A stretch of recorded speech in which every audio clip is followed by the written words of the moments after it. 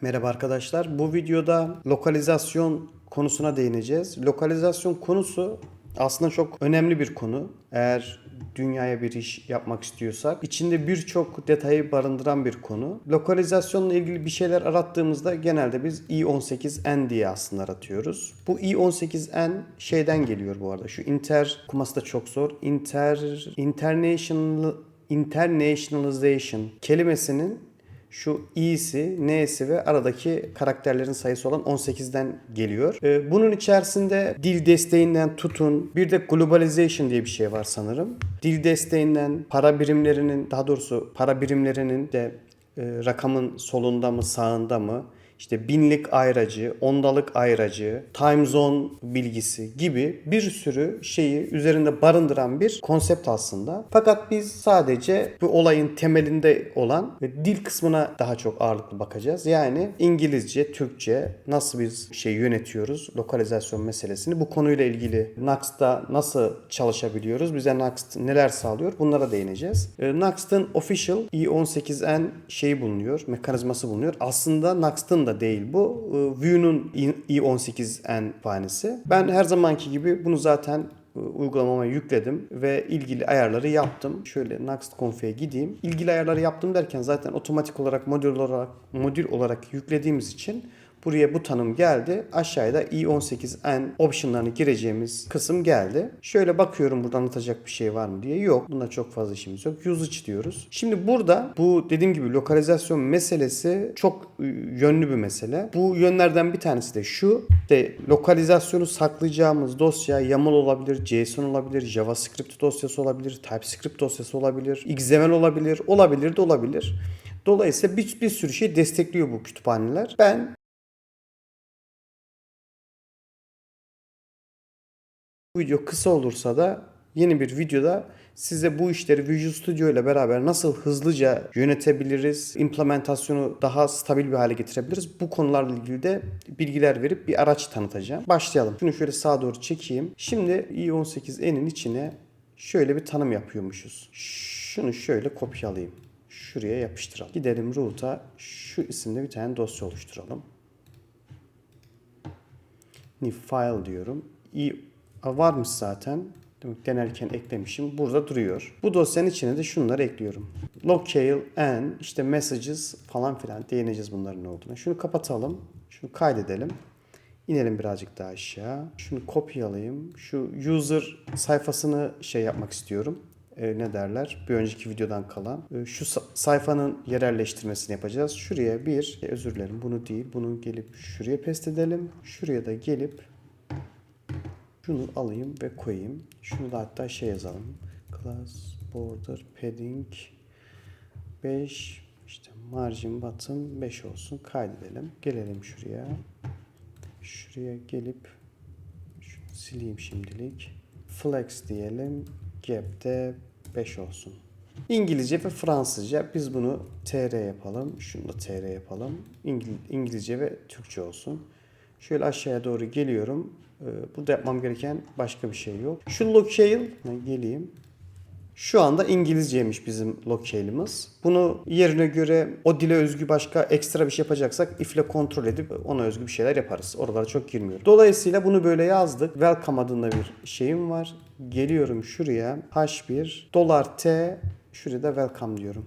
Ben buraya $T yazdığım zaman bu translate'in T'si. Welcome da şuradaki key aslında. Dolayısıyla şuraya tr diyeceğim. Bu bildiğimiz bir dictionary zaten.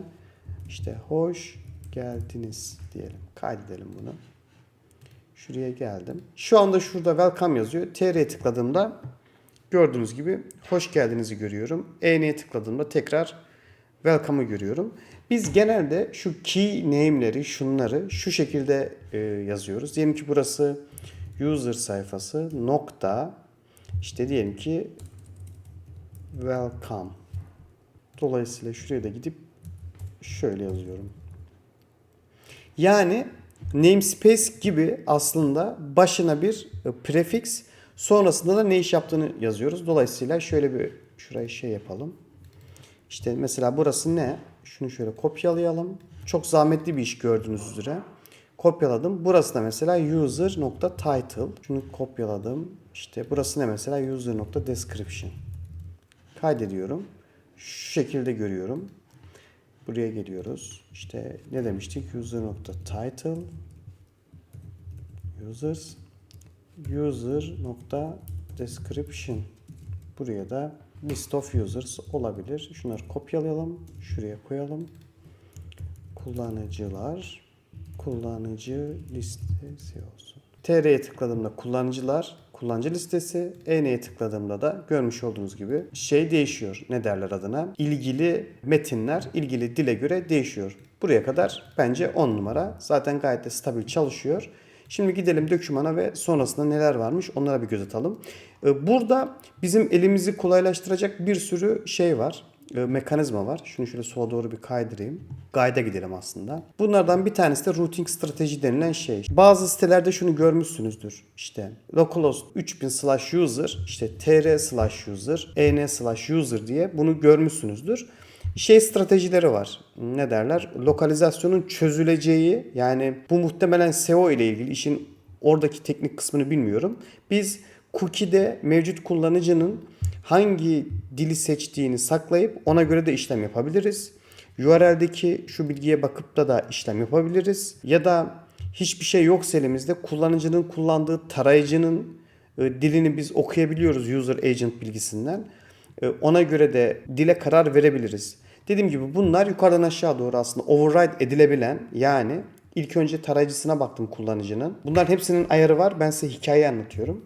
Kullanıcı geldi ilk defa. Tarayıcısı İngilizceymiş. İngilizce gösterdim. Sonra kendisi gelip eğer Türkçe seçerse ben o bilgiyi bir yerde saklamam lazım. Nerede saklayacağım? Cookie'de saklayacağım mesela. Dolayısıyla bakıyorum tekrar geldiğinde.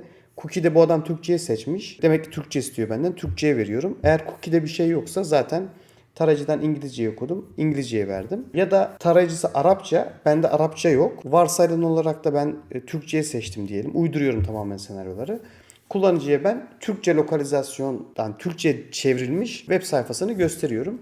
Dolayısıyla bu konuda böyle. Şuradaki şeyi ne derler? Normalde şeyin sağladığı bize helper'lar var. Şöyle options'a gideyim. Buradaki ayarlara gelip inceleyebilirsiniz. Burada bir sürü ayar var. Bunlardan bir tanesi de şey. Ayar derken yardımcı fonksiyon var. Neydi? Şu komponentti sanırım. Aşağı doğru geleyim. Mesela şöyle bir şey varmış. Gördüğünüz gibi şundan aynı işi yapıyor zaten. Şunu yapıyor bu. Ben bu şekilde linkleri koyuyorum. Tıkladığımda otomatik olarak şeyi switch ediyor ilgili dile. Ya da guide'daydı sanırım. Lang switcher diyelim. Nerede o? Şurası. Available locales diye bir şey var. Neredeymiş bu? Şurada. Dolayısıyla benim kullanıcılara şurada tanımladığım şeyler. Nerede o? Şey nerede? Yarn ts config. Aslında buradan değil de şuradan anlatalım. Benim burada tanımladığım şeye göre işte ben diyelim ki şuraya Fransızca'ya koydum. Şu şekilde. Şunlara başına fr yazalım. Ben buraya Fransızca'ya koydum. Normalde gelip şuraya bir tane daha satır ekleyip şuraya fr demem aslında yeterli oluyor. Değil mi? fr dedik, geldik şuraya. fr geldik. fr desteklemeye başladım. Dolayısıyla her seferinde şuraya dokunmam gerekiyor. Ama helper fonksiyonları bulunuyor Nux'tın.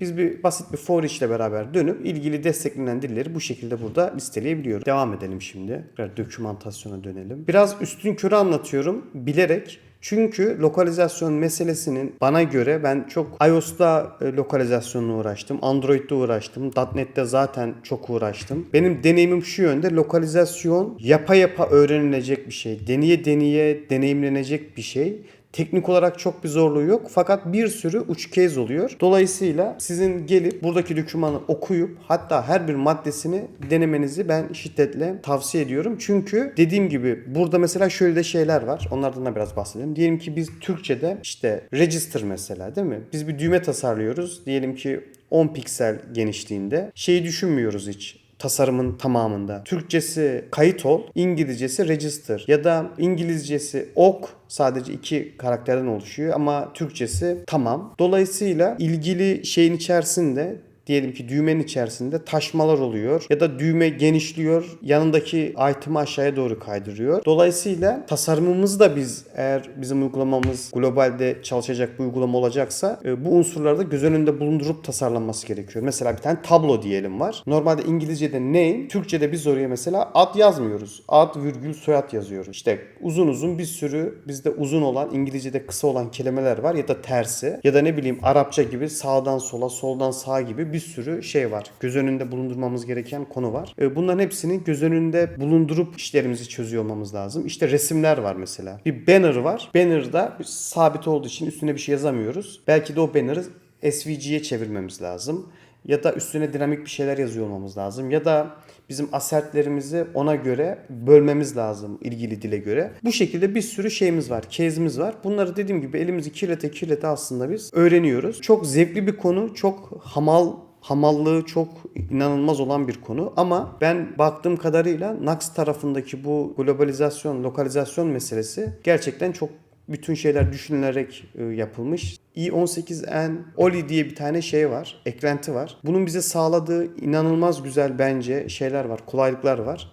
Bunlardan bahsedelim ve bu lokalizasyon meselesini bitirmiş olalım. Bir sonraki videoda görüşmek üzere, hoşça kalın.